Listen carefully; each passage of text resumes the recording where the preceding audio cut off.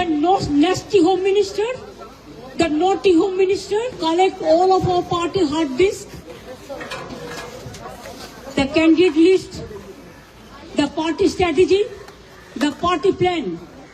Is it the duty of the ED and Amit Shah? അതെ, നമ്മുടെ ഈ video ഇഷ്ടപ്പെടുന്ന ആൾക്കാരുണ്ടെങ്കിൽ ഒന്നും നോക്കണ്ട, ആദ്യം തന്നെ ലൈക്ക് കണ്ടടിച്ചു. ലൈക്ക് അടിച്ച് കണ്ട വെറുതെ ആവില്ല ഈ ഒരൊറ്റ വീഡിയോസും. അതല്ല, സംഖ്യകൾ ഇത് കാണുന്നുണ്ടെങ്കിൽ ലൈക്കൊന്നും അടിക്കണം കേട്ടോ. ഓടിക്കോ. നിങ്ങളെ കൊണ്ട് പറ്റില്ല, താങ്ങാൻ പറ്റാത്ത വീഡിയോ നമ്മൾ ചെയ്യുന്നത് എപ്പോഴും. അപ്പം നമുക്ക് വീഡിയോയിലോട്ട് വരാം. ഞാൻ എന്തുകൊണ്ട് ഇത് പറഞ്ഞു വെച്ചാൽ, നമുക്ക് പാര വെക്കാനും നമുക്ക് റിപ്പോർട്ട് അടിക്കാനും നമ്മളെ എങ്ങനെയെങ്കിലും കുത്തിത്തിരിപ്പുണ്ടാക്കാൻ വേണ്ടി ഒരു കൂട്ടം ആൾക്കാർ ഇറങ്ങിയിട്ടുണ്ട്. അവരെ പ്രതിരോധിക്കണമെങ്കിൽ നമ്മുടെ വീഡിയോസ് ലൈക്ക് വരണം, കമൻറ്റ് വരണം, പറ്റുമെങ്കിൽ ഷെയറും കൂടെ ചെയ്യണം.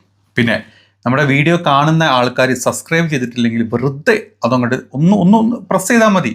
നിങ്ങൾക്കൊരു പ്രശ്നമില്ല, പൈസ കൊടുക്കേണ്ട, ഒന്നും കൊടുക്കേണ്ട, നിങ്ങൾക്കൊരു ബുദ്ധിമുട്ടും വരുന്നില്ല. അതുകൊണ്ടാണ് പറഞ്ഞത്. അപ്പോൾ ഇഷ്ടപ്പെടുന്ന ആൾക്കാരുണ്ടെങ്കിൽ അതൊക്കെ ചെയ്യണം. നമ്മുടെ കേന്ദ്ര ഭരണം അല്ലെങ്കിൽ നമ്മുടെ കേന്ദ്ര ഭരണം ഭരിക്കുന്ന പ്രധാനമന്ത്രിയും നമ്മുടെ അമിത്ഷായും ചെയ്യുന്ന ഓരോ കൊനിഷ്ഠ പരിപാടികളെ പറ്റി നമ്മളെപ്പോഴും സംസാരിക്കാറില്ലേ. ഇപ്പം അടുത്ത ഇലക്ഷൻ വരുന്ന ഇവിടെ ബംഗാൾ ഇലക്ഷൻ വരുമ്പോൾ എങ്ങനെയെങ്കിലും കുത്തിത്തിരിപ്പ് ഉണ്ടാക്കിയിട്ടെങ്കിലും ബംഗാൾ പിടിക്കണം. ബംഗാളും കൂടെ പിടിച്ചു കഴിഞ്ഞാൽ നമുക്ക് മൊത്തത്തിൽ ആ ഒരു നോർത്ത് ഇന്ത്യ അങ്ങനെ കംപ്ലീറ്റ്ലി പിടിക്കാം എന്നുള്ളൊരു അവസ്ഥയിലോട്ട് നമ്മുടെ കേന്ദ്ര ഭരണം, നമ്മുടെ താടിജി വിശ്വഗുരു എത്തിയിട്ടുണ്ട്. അതിൻ്റെ ഭാഗമായിട്ട് ബംഗാൾ എന്നല്ല, ഇപ്പം ഏത് സ്ഥലങ്ങളും ഇപ്പം അവിടുത്തെ ഈ രാഷ്ട്രീയ നേതാക്കളെ പീഡിപ്പിച്ച് അല്ലെങ്കിൽ ഇല്ലാത്ത കാര്യങ്ങൾ, ഇല്ലാത്ത കേസുകളിൽ കുടുക്കി അവന്മാരെ നമ്മുടെ ഭാഗത്തോട്ട് ചാടിക്കാം അല്ലേ. നമ്മുടെ BJPയുടെ ലോണ്ടറി, അതായത് BJPയുടെ വാഷിംഗ് മെഷീനിലിട്ട് വെളുപ്പിച്ചെടുക്കുക, നേരെ പാർട്ടിയിലോട്ട് ചാടിക്കാം. ഏതെങ്കിലും മൂലക്ക് കുറച്ച് ഒരു 10-100 കോടി കൊടുക്കുക, ഇരുത്തുക. അതിനാണല്ലോ നമ്മൾ ഈ ഇലക്ട്രോൾ ബോണ്ടൊക്കെ ഇങ്ങനെ വാങ്ങിക്കുന്നത്. അവരെ അത് മാറ്റുക, പിന്നെ നമ്മൾ ഭരണം പിടിച്ചെടുക്കുക, പിന്നെ നമുക്ക് തോന്നിയ പോലെ അവിടെ കുത്തും കൊലയും വർഗീയതയും മാത്രം പറഞ്ഞു നടക്കുക പരിപാടി നടത്താറ്. ഇപ്പോൾ ബംഗാൾ നടത്തിയിട്ടുള്ള ഏറ്റവും ചെറ്റ പരിപാടി കാണിച്ചു തരാം. ഈ കഴിഞ്ഞ ദിവസം ബംഗാളിൽ, അതായത് വളരെ നാടകീയമായിട്ടുള്ള കാര്യങ്ങളാണ് നടത്തിയത്. ഈ കൽക്കരി കുംഭകോണം എന്നുള്ള, അതായത് കോൾ സ്മഗ്ലിംഗ് കേസുമായി ബന്ധപ്പെട്ട് തൃണമൂൽ കോൺഗ്രസിൻ്റെ TMCയുടെ തെരഞ്ഞെടുപ്പ് കൺസൾട്ടൻസി സ്ഥാപനമായിട്ടുള്ള ഐപാക് എന്ന് പറഞ്ഞിട്ടുള്ള ഒരു കമ്പനിയുടെ മേധാവി പ്രതീക ജെയിനിൻ്റെ വീട്ടിൽ EDയുടെ റെയ്ഡ് നടത്തി. അപ്പം TMCയുടെ തെരഞ്ഞെടുപ്പ് കൺസൾട്ടൻസി കമ്പനിയായിട്ടുള്ള ഐപാക്കിൻ്റെ മേധാവിയുടെ വീട്ടിൽ അതായത് എന്താ പറയുക, കൽക്കരി കുംഭകോണം എന്നും പറഞ്ഞിട്ട് EDയുടെ പെട്ടെന്നുള്ളൊരു റെയ്ഡാണ് വന്നത്. അതെന്താ ചിന്തിച്ച് നോക്കുക നിങ്ങൾ. TMC അതായത് തൃണമൂൽ കോൺഗ്രസിൻ്റെ തെരഞ്ഞെടുപ്പ് കൺസൾട്ടൻ്റാണ്. അപ്പോൾ തെരഞ്ഞെടുപ്പ് കൺസൾട്ടൻ്റ് എന്ന് പറയുമ്പം ഈ വരുന്ന തെരഞ്ഞെടുപ്പിലോട്ട് തൃണമൂലിൻ്റെ കംപ്ലീറ്റ് പദ്ധതികൾ, ആരെന്ത് ചെയ്യണം, എവിടെ എന്തൊക്കെ പദ്ധതികളാണ് അവർ ആവിഷ്കരിച്ചിട്ടുള്ളത്, സകല സംഭവങ്ങളും ഈ കൺസൾട്ടൻസിയുടെ കയ്യിലുണ്ടാവും അല്ലേ. അപ്പോൾ അതിൻ്റെ മേധാവിയുടെ കയ്യിലാണ് ഇതെല്ലാം ഉണ്ടാവുക. അപ്പോൾ അവിടെ പോയിട്ട് EDനെ അങ്ങ് വിട്ടു. ഈ പറഞ്ഞ ED, NIA, CBI, നമ്മുടെ സുപ്രീം കോർട്ട് എന്നൊക്കെ പറഞ്ഞാൽ BJP ഈ ചാടിക്കളിക്കുന്ന കുഞ്ചിരാമല്ലേ, ചാടിക്കളിക്കട കുഞ്ചിരാമ എന്ന് പറയുമ്പം കുരങ്ങൻ്റെ ഒറ്റ ചാട്ടം അങ്ങോട്ട് ചാടും. ആ ചാടിക്കളിക്കട കുഞ്ചിരാമ എന്ന് പറയുമ്പോൾ ഇവിടുന്ന് ഇങ്ങോട്ട് ചാടും. ഇങ്ങനെ ചാടുന്ന കുഞ്ചിരാമന്മാർ മാത്രമാണ് നമ്മുടെ നാട്ടിലെ ഈ സകല ഡിപ്പാർട്ട്മെൻറ്റ്സും. അപ്പം ഇപ്പം ഇലക്ഷൻ നടക്കുന്ന അവിടെ നേരെ അങ്ങോട്ട് വിട്ടു, ചാടിച്ചോ മാക്സിമം. അവിടുന്ന് എന്താണോ TMCയുടെ പദ്ധതികൾ, TMCയുടെ ഐഡിയോളജീസ്, TMC എങ്ങനെയാണോ ഈ തെരഞ്ഞെടുപ്പിനെ നേരിടാൻ പോകുന്ന, ആരൊക്കെയാണ് അവരുടെ സ്ഥാനാർത്ഥികൾ, കംപ്ലീറ്റ് ലിസ്റ്റും അടിച്ചുകൊണ്ട് പോരും. അതിന് ഏറ്റവും ബെസ്റ്റ് ഏതാണ്, അവരുടെ കൺസൾട്ടൻസി ആയിട്ടുള്ള ഗ്രൂപ്പിൻ്റെ ആളുടെ മേധാവിയുടെ വീട്ടിൽ തന്നെ റെയ്ഡ് അങ്ങ് നടത്തി കംപ്ലീറ്റ് സാധനങ്ങളും എടുത്തുകൊണ്ടുവന്നോ. എന്ത് വൃത്തികെട്ട ചെറ്റ പരിപാടികളാണ്. ചോദിക്കാനും പറയാനും ആരുമില്ല, ചോദിക്കാൻ പറയാൻ ഒരു മനുഷ്യനും ഇല്ലാത്തതുകൊണ്ട് മമതാ ബാനർജി നേരെ അവിടെ എത്തി. ഈ പറഞ്ഞ സ്ഥലത്തോട്ട് മമതാ ബാനർജി നേരെ എത്തി അതിനെ തടസ്സപ്പെടുത്തി. അതിൻ്റെ സ്റ്റാർട്ടിങ് അവർ സംസാരിച്ചിട്ടുള്ള വീഡിയോയുടെ ക്ലിപ്പുകളാണ് നമ്മൾ കണ്ടത്. അപ്പോൾ അതിൻ്റെ ഡീറ്റെയിൽസ് ഞാൻ പറഞ്ഞുതരാം. To collect all of our party hard disk, the candidate list, the party strategy, the party plan. Is it the duty of the ED and Amit Shah, the nasty Home Minister, the naughty Home Minister, who cannot protect the country, and he's taking away all my party documents? If I get the BJP party office, what will be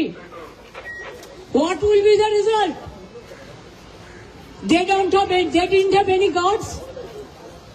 One side the SIR case, they are deleting all the names of the Bengal people, more than 2 crore people. 1.5 crore people are being called. 54 lakhs are being deleted without any asking their details. They are using WhatsApp only. And because of election, they are collecting all my information of my party. देखो मैंने सब लेके आया. Because I rang up Potik. Because he is the in charge of my party. So my hard disk. See. Phone. Hard disk. All they are collecting and they have already attacked my IT office also in fact sector 5. അതായത് ഈ പറഞ്ഞ സ്ഥലത്ത് police നടത്തിയ റെയ്ഡാട്ടോ നമ്മൾ കണ്ടത്. അതായത് പോലീസും E ഡിയും തമ്മിലുള്ള തർക്കം, അതായത് മമതാ ബാനർജിയുടെ പോലീസും കേന്ദ്ര സർക്കാരിൻ്റെ ഇ ഡിയും തമ്മിലുള്ള തർക്കമാണ് അവിടെ ഉണ്ടായിട്ടുള്ളത്. കൂടുതൽ പറയുകയാണെങ്കിൽ റെയ്ഡ് നടക്കുന്നതിനിടെ കൊൽക്കത്ത പോലീസ് ഉദ്യോഗസ്ഥർ അവിടെ എത്തുകയുണ്ടായിട്ടുണ്ട്. ഇ ഡി ഉദ്യോഗസ്ഥരോട് അവരുടെ തിരിച്ചറിയൽ രേഖകൾ ആവശ്യപ്പെട്ടു. ഏത് കേസിൻ്റെ അടിസ്ഥാനത്തിലാണ് അവരെ ഇവിടെ എത്തിയതെന്ന് പോലീസ് ചോദ്യം ചെയ്തു. ഇത്തരത്തിൽ അവിടെ വലിയൊരു തർക്കം ഉണ്ടായി. ഈ പറഞ്ഞ മമതാ ബാനർജിയുടെ പോലീസും നമ്മുടെ മോദിജിയുടെ ഇ ഡിക്കാരും, അതായത് മോദിജിയുടെ വളർത്തു പട്ടികളായിട്ടുള്ള ഈ ഒരു ഡിപ്പാർട്ട്മെൻറ്റിലെ ഉദ്യോഗസ്ഥരും തമ്മിൽ അവിടെ വലിയൊരു തർക്കം ഉണ്ടായി. അതിൻ്റെ ബാക്കി പത്രമാണ് നമ്മൾ തുടക്കത്തിൽ കണ്ടിട്ടുള്ളത്. ഇതിൽ മമതാ ബാനർജി ഇടപെട്ടിട്ടുള്ളതാണ് ഏറ്റവും ഒരു സ്റ്റേറ്റിൻ്റെ സി എമ്മിൻ്റെ ഒരു അവസ്ഥനെ പറ്റി നമ്മൾ ചിന്തിക്കുന്നത്. ഇത്തരത്തിൽ കേന്ദ്ര ഗവൺമെൻറ് ചെയ്യുന്ന ചെറ്റത്തരത്തിനെ ഡയറക്റ്റ് അവിടെ പോയി സ്റ്റോപ്പ് ചെയ്യണമെങ്കിൽ നമ്മുടെ നാട്ടിൽ നടക്കില്ല. നമ്മുടെ നാട്ടിലെ പിണറായിച്ചൻ ഇവരുടെ അങ്ങനെ, അതായത് പിണറായിച്ചൻ എന്തെങ്കിലും സംസാരിച്ച് കഴിഞ്ഞാൽ പിണറായിച്ചൻ്റെ ചെകുത്തട്ട് തടി കിട്ടും. മോക്കും കിട്ടും കടി, മോനും കിട്ടടിയും മരുമോനും കിട്ടടിയും ഈ അച്ഛനും കിട്ടടിയും. അപ്പം അച്ഛൻ മിണ്ടാറില്ല. പക്ഷെ അവിടെ അങ്ങനെയല്ല. മമത നേരിട്ട് പോയിട്ട് അതിനെ ഇടങ്കോലിട്ടു, അല്ലെങ്കിൽ അതിനെ സ്റ്റോപ്പ് ചെയ്യിച്ചു. മമതാ ഇടപെടൽ മുഖ്യമന്ത്രി മമതാ ബാനർജി നേരിട്ട് റെയ്ഡ് നടന്ന സ്ഥലത്തെത്തുകയും അവിടുത്തെ പ്രധാന ഫയലുകളും രേഖകളും തൻ്റെ പക്കലേക്ക് മാറ്റുകയും ചെയ്തു. അവരുടെ കയ്യിൽ ഒരു ഫയൽ പിടിച്ചിട്ട് സംസാരിച്ചത് അല്ലേ. അതായത് ആ ഫയൽ പിടിച്ചിട്ട് അവിടുത്തെ ഇവരുടെ TMCയുടെ തെരഞ്ഞെടുപ്പ് രേഖകളും തെരഞ്ഞെടുപ്പ് അജണ്ടകളും അവർ തിരിച്ചിങ്ങെടുത്തു. ബാക്കിയൊക്കെ നിങ്ങൾ കൊണ്ടുപോക്കോ, ഇത് ഞാൻ തരില്ല, ഇത് ഞങ്ങളുടെ സംഭവമാണ്, അല്ലെങ്കിൽ ഞങ്ങളുടെ സ്വത്താണ്, ഞങ്ങളുടെ നെക്സ്റ്റ് തെരഞ്ഞെടുപ്പ് ഞങ്ങൾ ഉപയോഗിക്കാൻ പോകുന്ന കാര്യങ്ങളാണ്. അത് നിങ്ങൾ അവിടെ കൊണ്ടെല്ലാം കൂടെ എടുത്തിട്ട് നിങ്ങളുടെ അമിട്ടിൻ്റെ മൂട്ടിലിട്ട് പൊട്ടിച്ച് നിങ്ങൾ അങ്ങോട്ട് പൊട്ടിക്കാൻ നിങ്ങൾ തീരുമാനിക്കേണ്ട, ഇത് ഞാനങ്ങ് എടുക്കുക എന്നാണ് പറഞ്ഞിട്ടുള്ളത്. ഇത്ര ചങ്കൂറ്റത്തോടുള്ള ഒരു മൂവ്മെൻ്റ് അവർ കാണിച്ചത്. അതായത് തങ്ങളുടെ തെരഞ്ഞെടുപ്പ് തന്ത്രങ്ങൾ ചോർത്താനാണ് ഈ റെയ്ഡ് എന്ന് മമതാ ബാനർജി അവിടുന്ന് ആരോപിക്കേണ്ടായിട്ടുണ്ട്. ഉദ്യോഗസ്ഥർ കൽക്കട്ട ഹൈക്കോടതിയെ സമീപിച്ച് ഫോറൻസിക് പരിശോധനയ്ക്ക് ആവശ്യമായ രേഖകൾ മുഖ്യമന്ത്രി കൊണ്ടുപോയതെന്നാണ് അവർ ആരോപിക്കപ്പെട്ടത്. നേരെ ഹൈക്കോടതിയിലോട്ട് പോയി. ഇ ഡിക്കാർ നേരെ ഹൈക്കോടതിയിൽ പോയിട്ട് മുഖ്യമന്ത്രി എല്ലാ സാധനങ്ങളും എടുത്തു പോയിട്ടുണ്ട് കേട്ടോ, അതുകൊണ്ട് ഞങ്ങൾക്ക് പരിപാടികൾ നടന്നിട്ടില്ല, എത്രയും പെട്ടെന്ന് ഞങ്ങൾക്ക് തിരിച്ചു കിട്ടണം എന്ന് ഹൈക്കോടതിയിൽ പോയി ഒരു കേസ് വരെ ഫയൽ ചെയ്തു. നമ്മുടെ മോദിയുടെ ഈ കൊരങ്ങന്മാർ. എന്താ പറയുക, ഇതിൻ്റെ അപ്പുറത്തോട് ഇനി എന്താ പറയാനുള്ളത്? ഈ തെരഞ്ഞെടുപ്പിൻ്റെ മുന്നോടിയായിട്ട് BJP ഏജൻസികൾ, അങ്ങനെ BJP ഏജൻസികളിനെ നമ്മുടെ ഇ ഡിനി NIA ഒക്കെ പറയാൻ പറ്റുള്ളൂ. ഈ BJP ഏജൻസികളെ ആയുധമാക്കി ഈ പറഞ്ഞ ചെറ്റത്തരം കാണിക്കുന്ന ആൾക്കാർക്കെതിരെ അഖിലേഷ് യാദവും പിന്നെ അഭിഷേക് മനു സിംഘിയൊക്കെ തുടങ്ങിയ പ്രതിപക്ഷ നേതാക്കൾ ഒരുപാട് ആരോപിച്ചിട്ടുണ്ട്. പക്ഷെ നടക്കാൻ പോകുന്നില്ല എന്ന് കേന്ദ്രം ഭരിക്കുന്ന ആഭ്യന്തരം കയ്യിലുള്ള ഇവന്മാർ എന്ത് ചെറ്റത്തരം കാണിച്ചു കഴിഞ്ഞാൽ അതിനെ സപ്പോർട്ട് ചെയ്ത് നമ്മുടെ ഈ പറഞ്ഞ കേന്ദ്ര ഏജൻസികൾ മൊത്തം സപ്പോർട്ട് ചെയ്യുള്ളൂ. ഒന്നും ചെയ്യാൻ പറ്റാത്തൊരവസ്ഥ നമ്മുടെ നാട്ടിൽ. ഇത്തരത്തിൽ നമ്മുടെ നാടിൻ്റെ ജനാധിപത്യവും നമ്മുടെ നാട്ടിലെ ഡെമോക്രസി നശിപ്പിച്ചിട്ടുള്ള ഒരവസ്ഥ ഇലക്ഷൻ കമ്മീഷൻ എടുത്തോ, നിങ്ങൾ എന്ത് വേണമെങ്കിലും എടുത്തോ, എല്ലാം പൈസ കൊടുത്ത് ഹൈജാക്ക് ചെയ്ത് അങ്ങ് പോക്കറ്റിൽ വെച്ചിട്ടുള്ള താടിയുടെ വാലുകളും നമ്മുടെ രാജ്യം ഭരിക്കുന്നത്. ഇതിൻ്റെ അപ്പുറത്തോട് ഈ കാര്യത്തിന് വേറെ എന്ത് പറയാനാണ് നമുക്കുള്ളത്?